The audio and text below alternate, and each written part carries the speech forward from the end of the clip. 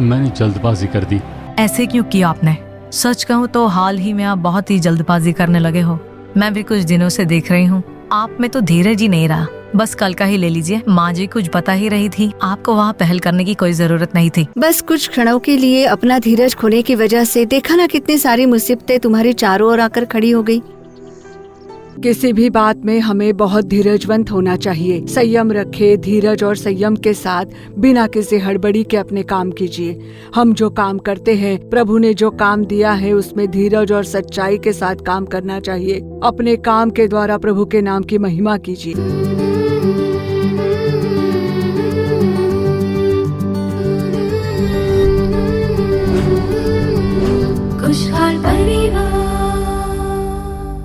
खुशहाल परिवार के हमारे प्यारे दर्शकों को यीशु मसीह के नाम में प्रेम भरा अभिवादन। आज फिर से इस खुशहाल परिवार कार्यक्रम के द्वारा आप लोगों से मिलकर हमें बहुत खुशी हो रही है। परमेश्वर ने जिस बेदारी की प्रतिज्ञा की थी उसी की ओर हम चल रहे हैं। अगर वही बेदारी हम हमारे देश में चाहते हैं तो निजी तौर पर हमारे अंदर एक जागृति होनी चाहिए। उसके बाद परिवारों में बेदारी छा जानी चाहिए और परमेश्वर की इसी योजना के तहत परमेश्वर इस खुशहाल परिवार कार्यक्रम को बढ़िया रूप से चला रहे हैं। हर सप्ताह प्रसारित होने वाले इस कार्यक्रम के द्वारा परिवारों में परमेश्वर बड़े बड़े कार्य कर रहे हैं। कई परिवारों में उनका आशीष बना हुआ है, उसके लिए हम परमेश्वर की स्तुति करते हैं। आज के इस कार्यक्रम में परमेश्वर आपसे मिलकर आपको आशीष देना चाहते हैं। आपकी जो कोई भी परेशानी क्यों न हो, परमेश्वर उन परेशानियों को दूर करना चाहते हैं, तो उनका स्मरण करते हुए उनकी स्तुति करना हमारा फर्ज है। तो चलिए सबसे पहले हम देखते हैं ज्योति बहन कार्यक्रम खुशहाल परिवार।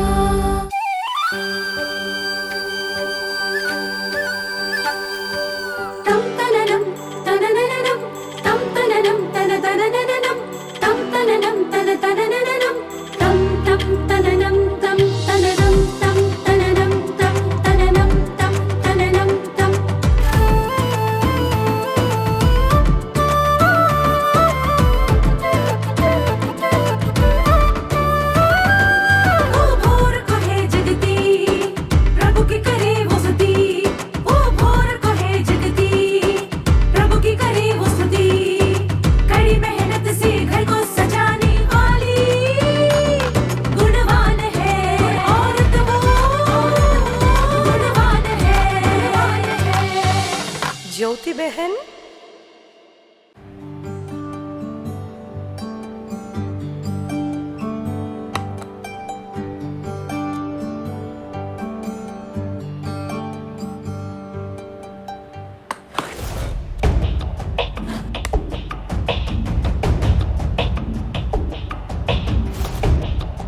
क्या हुआ जी, इतने खोए खोए क्यों नजर आ रहे हो? आप तो आज टिफिन बॉक्स लेकर ही नहीं गए थे। ये किसका टिफिन है? तुम भी ना मत पूछो ये किसका टिफिन है, मुझे तो बड़ा गुस्सा आ रहा है।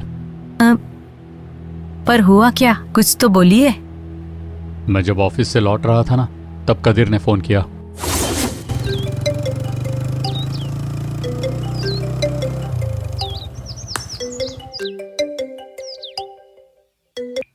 हेलो, बोलो कदीर।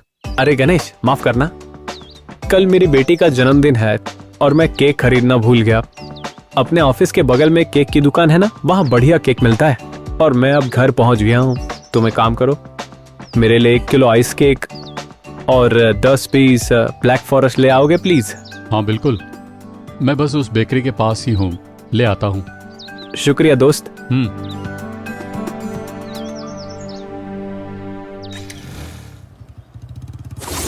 तो इसमें गुस्सा करने की क्या बात है? जरा रुको, आगे तो सुनो क्या हुआ। कदीर। हे गणेश, आ जाओ।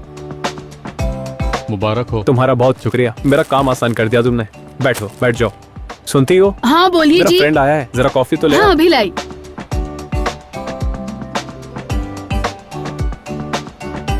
आइए हाँ। भैया, कैसे हैं आप? अच्छा हूँ मैं। बैठिए, कॉफी पीजिए। सुनो, गणेश केक लेकर आया है, इसे अंदर रख दो।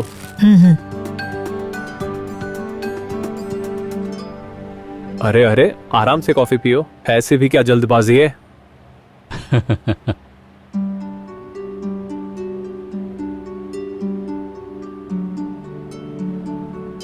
अच्छा तो मैं चलता हूँ।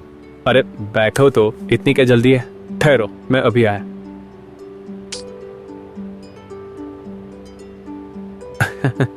ये लो, मेरी बीवी ने हलवा बनाया है, ये तुम्हारे लिए। घर पर सबको देना। क्या कहा, हलवा? तो केक के पैसे कौन देगा? इसने तो मुझे ही हलवा खिलाकर फंसा दिया। अरे क्या सोच रहे हो तुम? तुम्हें पसंद आएगा, बहुत अच्छी बनी है। बाद में बताना कैसी थी। हाँ हाँ बिल्कुल बताऊंगा। अच्छा तो चलता हूँ भाभी। हाँ ठीक है ठीक है गणेश, भैया। संभल कर जाना। क्या मैंने हलवा मांगा था? मेरे 1,500 रुपये खर्च हुए हैं। पैसे देने के बजाय ये हलवा दे दिया मुझे। अब बस भी कीजिए, शायद पैसे वो कल ऑफिस ले आएंगे, उसके लिए टेंशन होने की कोई बात नहीं है। अच्छा चलिए हम दोनों हलवा खाते हैं।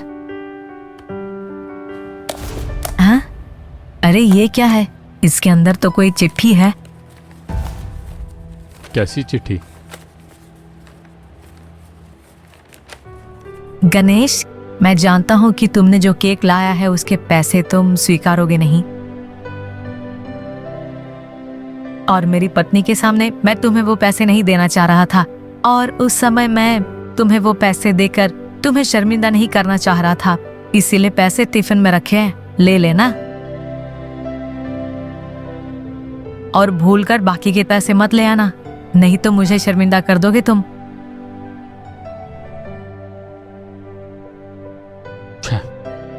मैंने जल्दबाजी कर दी। ऐसे क्यों किया आपने? सच कहूँ तो हाल ही में आप बहुत ही जल्दबाजी करने लगे हो। मैं भी कुछ दिनों से देख रही हूँ, आप में तो धीरज ही नहीं रहा। बस कल का ही ले लीजिए, माँ जी कुछ बता ही रही थी, आपको वहाँ पहल करने की कोई जरूरत नहीं थी।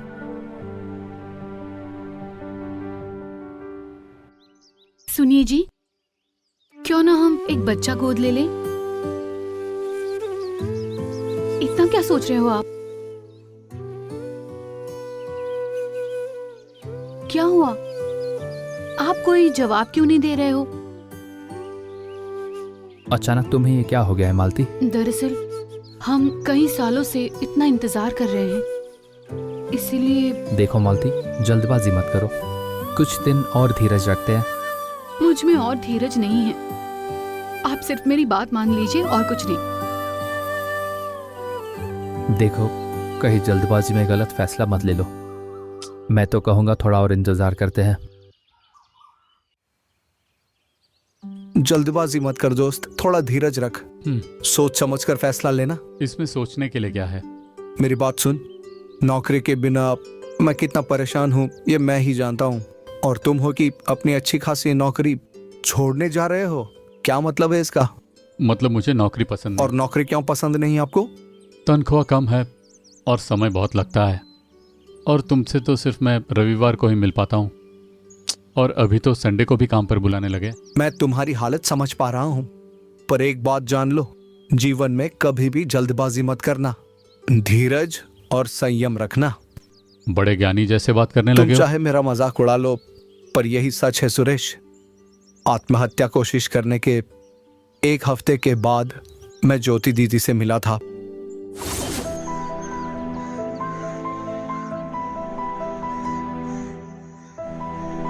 देखो रमेश, जल्दबाजी करने की वजह से तुम्हारा भविष्य भी प्रभावित हो सकता था। अब देखा ना, इसने सुसाइड करने की कोशिश की, अब कौन इसे लड़की देगा, ऐसा ही तो लोग बोलने लगे हैं। बस कुछ क्षणों के लिए अपना धीरज खोने की वजह से देखा ना कितनी सारी मुसीबतें तुम्हारी चारों ओर आकर खड़ी हो गई। और मैंने सुना कि तुमने अपनी माँ से कहा है कि अब कोई भी लड़की हो मुझे कोई फिक्र नहीं, मैं शादी के लिए तैयार हूँ। क्या जो मैंने सुना वो सच है? सुनो, मैं जो कहती हूँ उस पर ध्यान दो। तुम फिर से गलत फैसला मत लो, जल्दबाजी मत करो। हम लोग बहुत ही भागदौड़ वाली जिंदगी जी रहे हैं, इसीलिए सब जल्दबाजी में करना चाहते हैं। हमारा काम पूरा करने के लिए भी जल्दबाजी करते हैं। बाइबल में भी जैसे सारा ने जल्दबाजी की थी, लेकिन उसके बाद पछताकर कोई फायदा नहीं हुआ। तुम बस धीरज रखो। जैसा मैंने कहा था ना, नियमित प्रार्थना करो तो देखना एक ऊंची जीवन साथी तुम्हें जरूर मिलेगी। इसीलिए कह रहा हूँ, जल्दबाजी मत करो। अगर मैंने और जल्दबाजी की होती तो यहाँ नहीं होता। ज्योति दीदी ने नया नियम दिया था मुझे, उसमें मैंने यीशु के धीरज के बारे में पढ़ा। उन्होंने कभी कोई जल्दबाजी नहीं की। सुरेश, तुम्हारे ऑफिस में जरूर तुम्हारी तरक्की होगी और बहुत जल्दी होगा। ये तनख्वाह भी बढ़ेगी। बस जल्दबाजी मत करना प्लीज। ठीक है दोस्त, मैं कोशिश करके धीरज रखूंगा। चलो चलो। दीदी, एक बच्चा गोद लेने में कोई बुराई तो नहीं है ना? अच्छी बात है, कोई बुराई नहीं। लेकिन तुम लोग इतनी जल्दबाजी क्यों कर रहे हो? ये तो मेरी बात ही नहीं मान रही। तुम दोनों में तो कोई कमी नहीं है ना? नहीं दीदी। उम्र भी कहीं दौड़ी नहीं जा रही, तो इतनी जल्दबाजी की क्या जरूरत? तुम तो वचनों को भी अच्छी तरह जानती हो। तुम्हें धीरज धरना आवश्यक है ताकि तुम प्रतिज्ञा का फल पाओ। प्रभु यीशु तुम्हें जरूर बच्चा देंगे, पर जल्दबाजी करके तुम उस आशीष को खो मत देना। लेकिन दीदी, आप जो कह रही हो उसे स्वीकार करना बहुत मुश्किल है। लोग मुझे हिकारत की नजर से देखते हैं, उसे मैं सहन नहीं कर पाती हूँ। अच्छा चलो, मान लो तुम लोगों ने एक बच्चा गोद ले भी लिया और बाद में प्रभु ने तुम्हें तुम्हारा अपना बच्चा दे दिया, तो तुम्हारा लगाव ज्यादा किस पर होगा?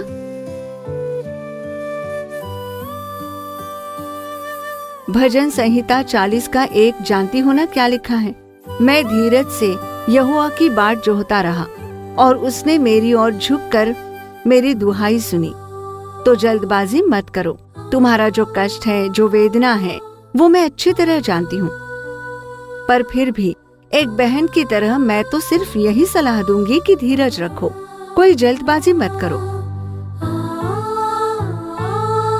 मालती, पवित्र शास्त्र में भी हम लोग देखते हैं कि धीरज खोकर आशीष को खोने वाले ऐसे कई लोग हैं। सारा को धीरज नहीं था, उसने जल्दबाजी की। शाऊल अपना धीरज खो बैठे, उसने भी जल्दबाजी की। देखा क्या हुआ? उन दोनों को ही प्रभु द्वारा मिलने वाला आशीष खोना पड़ा। इसीलिए तुम जल्दबाजी मत करो।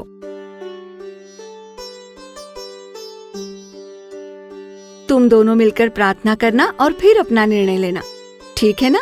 तो मैं चलती हूँ। चलती हूँ रंजित।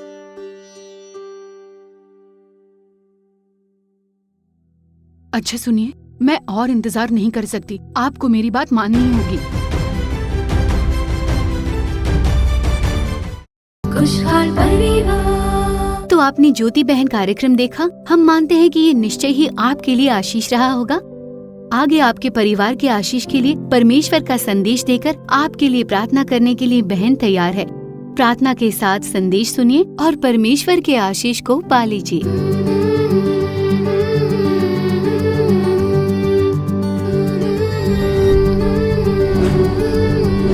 खुशहाल परिवार। परमेश्वर और उद्धारकर्ता प्रभु यीशु मसीह के महान नाम में हमारा कार्यक्रम देखने वाले आप सभी को मेरा प्रेम भरा अभिवादन। प्रभु परमेश्वर इस कार्यक्रम के द्वारा आप लोगों से बात करके आपको भरपूर आशीष से भर दे। तो आज के इस दिन भजन संहिता 40 और वचन 1 में मैं धीरज से यहोवा की बाट जोहता रहा और उसने मेरी ओर झुककर मेरी दुहाई सुनी। आज हमने एक बहुत ही अच्छा कार्यक्रम देखा और मेरी यही आशा है कि ये कार्यक्रम आप सभी लोगों के लिए लाभदायक रहा होगा। उसमें गणेश नाम के एक भाई को देखा जिन्हें ऑफिस से लौटते समय उनके दोस्त का फोन आता है कि आते समय क्या कृपया तुम केक लेकर आओगे, और उसी तरह ऑफिस खत्म करते लौटते समय वो केक लेकर आते हैं, अपने दोस्त को देते हैं और केक देने के बाद वो दोस्त कुछ कहते नहीं और चुपचाप केक रख लेते हैं। और फिर वो घर जाकर अपनी पत्नी से कहते हैं कि ऐसा हुआ, मेरे दोस्त ने केक के पैसे नहीं दिए, ये बहुत ही गलत बात है। ऐसा वो निराश होकर अपनी पत्नी को बताते हैं। तो देखिए प्रियजनों, अगर हम किसी को कोई चीज खरीद कर देते हैं तो निश्चय ही ऐसा नहीं होगा कि वो पैसे ना दे। हो सकता है भले ही वो भूल गए हो, पर प्रभु उन्हें याद दिलाते हैं और वो पैसे मिलने में परमेश्वर हमारी सहायता करेंगे। बस हमें धीरजवंत बने रहना है, बिल्कुल कोई जल्दबाजी नहीं करनी, धीरज के साथ संयम के साथ काम करना है। हो सकता है वो भाई भूल गए होंगे। फिर वो गणेश नाम के भाई जब घर लौटकर टिफिन खोलकर देखते हैं, तब उस टिफिन के अंदर एक चिट्ठी होती है और वो देखते हैं कि इसमें उनके केक के पैसे भी रखे हुए होते हैं। तब उन्हें एहसास होता है कि मैंने जल्दबाजी में उनके बारे में गलत सोच लिया। उन्हें एहसास होता है। तो मेरे प्रियजनों, हर एक कार्य में हमें धीरजवंत होना चाहिए। जल्दबाजी में कोई फैसला ना करें कि उन्होंने पैसे नहीं दिए, उन्होंने गलत कर दिया। आपने अगर किसी के कहने पर खर्च किया है तो वो पैसे जरूर आपको मिल जाएंगे। जिन्होंने आपके पैसे इस्तेमाल किए हैं वो जरूर लाकर लौटाएंगे। तो आप फिक्र मत कीजिए, अपना धीरज खोइए मत। और ठीक उसी तरह परमेश्वर ने आपको अच्छी नौकरी दी होगी, एक अच्छे ओहदे में आप काम कर रहे होंगे। और अगर आपके मन में आता है कि ये नौकरी छोड़कर कहीं और काम कर लेता हूँ, तो ऐसे जल्दबाजी मत कीजिए। प्रभु परमेश्वर ने ही आपको ये नौकरी दी है, तो सच्चे और विश्वास योग्य बनकर उसी काम में बने रहिए और उसी में आगे बढ़िए। आप उस नौकरी में बिना सफलता पाए कभी उस काम को छोड़िए मत। ऐसी जल्दबाजी बिल्कुल मत कीजिए, नहीं तो बाद में स्थिति बिगड़ सकती है। तो हर एक कार्य में बहुत ही धीरजवंत बनकर रहिए, संयम रखिए, कभी भी हड़बड़ी मत कीजिए,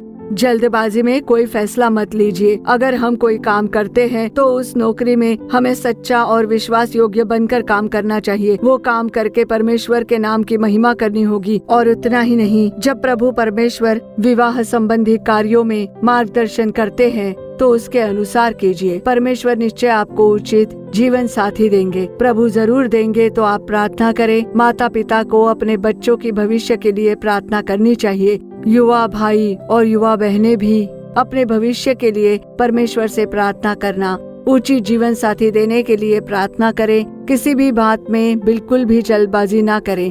कई माता पिता अपने बच्चों को लेकर चिंतित रहते हैं, अपने बच्चों की शादी के कार्य में जल्दबाजी करते हैं कि कहीं जल्दी से उनकी शादी करवा देनी होगी, जिसकी वजह से आगे चलकर बच्चे परेशान रहते हैं। और ऐसी जल्दबाजी के फैसले के कारण ही अपने बच्चे कई बार कई समस्याओं में घिर जाते हैं। तो मेरे प्रियजनों, मैं एक बहन को जानती हूँ। वो एक बहुत ही नेक बहन है और पढ़ी लिखी बहन है। उनके माता पिता ने उसकी शादी कराई और दूल्हे के पास बहुत पैसा है ये सोचकर अपनी बेटी की शादी उससे करा दी। पर उस परिवार में जाने के बाद ही उस लड़की को पता चला कि वो दूल्हा पढ़ा लिखा नहीं है, समझ नहीं है उसे। तो देखिए, ऐसी स्थिति में वो युवा बहन बहुत ही निराश हो गई थी कि मेरे माता पिता ने इस व्यक्ति के साथ मेरी शादी कर दी और हमेशा रोती रहती थी। उनके पति को सही समझ नहीं थी, बिल्कुल कोई ज्ञान नहीं था। तो बच्चों की तरह ही उनके पति पेश आते थे। आंसुओं के साथ, प्रार्थना के साथ वो बहन उस पति के साथ जीवन व्यतीत कर रही थी। क्योंकि जब माता पिता ऐसी बातों में जल्दबाजी करते हैं, उसमें हमारे बच्चे प्रभावित होते हैं। माता पिताओं को अपने बच्चों की शादी को लेकर जल्दबाजी नहीं करनी, बस प्रभु के चरणों में रहकर प्रार्थना करें। परमेश्वर सही मार्ग दिखाएंगे, कार्य सफल करेंगे। तब तक आपको धीरज धरना है। जल्दबाजी करके कोई भी गलत फैसला मत ले लीजिए। और ठीक उसी तरह बच्चों को गोद लेना। जिन लोगों के अपने बच्चे नहीं होते, वो अपने पति के साथ बच्चे के लिए झगड़ा ना करें। अपने जीवन में परमेश्वर की क्या इच्छा है, उस बात को आप लोग पहले जान लीजिए। परमेश्वर ने आपको शायद प्रतिज्ञा दी होगी, प्रतिज्ञा करने वाले परमेश्वर उसे भी पूरा करेंगे। परमेश्वर ने अब्राहम को प्रतिज्ञा दी थी कि तेरी संतान होगी, उसे मैं आशीष दूंगा। ऐसे अब्राहम को परमेश्वर ने वचन दिया था और उस वचन को पूरा भी किया था। लेकिन सारा ने जल्दबाजी में अब्राहम को हाजिरा दे दी और इस संसार में इश्माइल की पैदाइश हुई।